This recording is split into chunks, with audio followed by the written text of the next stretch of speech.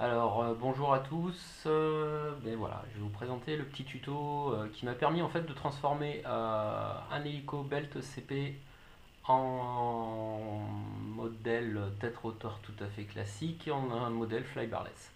Donc effectivement, ça se fait pas n'importe comment, faut avoir les pièces, faut les commander, et une fois qu'on a tout, ça nous réserve toujours de belles petites surprises. Ben voilà, l'hélico tout à fait classique, barre de belle. Belt CP, rien de compliqué en soi, voilà, et on va arriver sur un modèle donc tout flybarless avec ce qui va bien. Donc les petites explications maintenant. Donc sur ce modèle qui est d'origine, on a tout le système. Alors origine non parce qu'en fait c'est une barre, une tête rotor en plastique qu'on a. Donc, alors, c'est pas la version livrée d'origine, étant donné que la tête rotor avait déjà été changée. Donc, qu'est-ce qu'on va garder sur cette partie? En fait, on va garder tous les axes de commande des trois servos qui vont permettre de monter le plateau cyclique et on retire tout le reste. Voilà. Alors, par chance, donc j'ai commandé une tête de rotor Taro avec le plateau. Et donc j'ai reçu ça en l'état et je vais vous le présenter maintenant. Donc voilà la tête de rotor montée sur l'axe. Donc au niveau du diamètre, ça se monte parfaitement. Il n'y a aucun problème pour le montage. Comme tout ce qui est livré, il faut faire un petit démontage et puis un remontage avec du frein filet. Parce que sinon vous aurez, à mon avis, un jour ou l'autre des belles surprises. Donc voilà, tous les axes intérieurs ont été changés, enfin pas changés, mais démontés, mises de frein filet. Donc le frein filet, c'est du frein filet classique, je ne sais plus où je l'ai mis, mais bon, il est là. L'Octite 243, voilà, vous achetez une bouteille, ça vous fait je ne sais pas combien de temps, mais vous n'en changez pas régulièrement. Voilà. Alors, premier problème au niveau de cette tête avec le plateau, c'est que la surprise vient du fait qu'en fait, l'immobilisation sur le modèle d'origine est à l'arrière. Et quand on prend le plateau que j'ai reçu, l'immobilisation du plateau se fait à l'avant.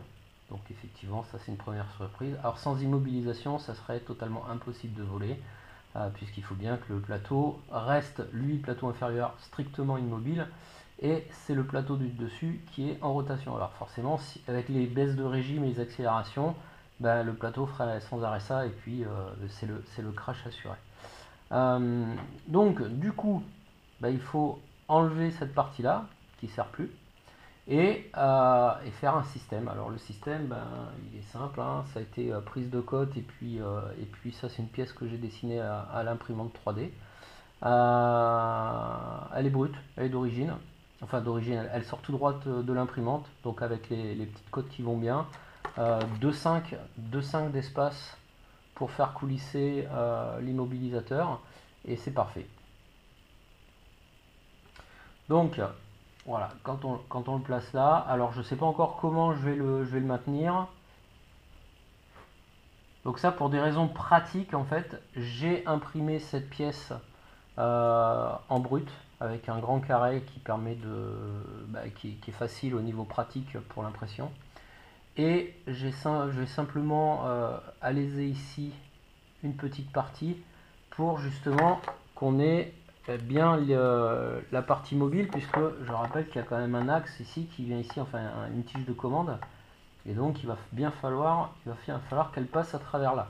Donc à la petite scie, je vais venir évider un petit peu cette partie là, et après je pense que je vais coller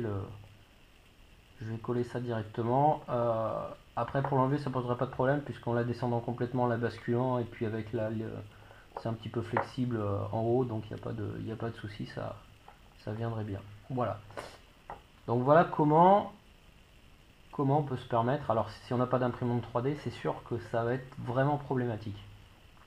Voilà. Partant de ce principe là, la tête se monte très bien.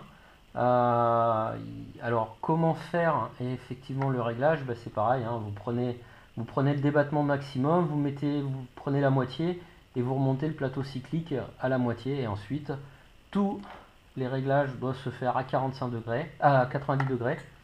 Ça, c'est obligatoire, c'est la partie mécanique. Et vous ajustez l'étranglerie d'ici et ici. Ben, voilà, pour avoir un débattement de plus 12, moins 12, hein, comme on fait d'habitude. Et ensuite, en fonction du mode de vol que vous voulez avoir, bah, vous programmez les courses sur la radiocommande une fois que tout est réglé. Voilà, donc sur la partie traditionnelle Giro, donc rien de particulier. Alors c'est la version 1, c'est pas la version 2, donc on ne peut pas utiliser le S-Bus. C'est pour ça qu'il y a tous ces fils qui vont du récepteur au gyro. Bien faire attention, mais ça peut-être que je ferai un autre tuto sur cette partie-là. On est bien d'accord qu'à partir du moment où on met un gyro de ce type, on programme non pas un mixage CCPM sur la radiocommande, on laisse en mode H1, c'est-à-dire avec un cerveau profondeur, un cerveau aileron, et c'est la programmation du gyro qui fait le reste. Voilà. Donc voilà sur la partie de la tête rotor fly barless. Donc ben, je vous en dirai plus une fois que tout est monté et que ça vole. Mais a priori, je vois plus maintenant, avec les petits aménagements que j'ai fait, où il y aurait de problème pour monter et que ça vole correctement. Voilà, tuto terminé.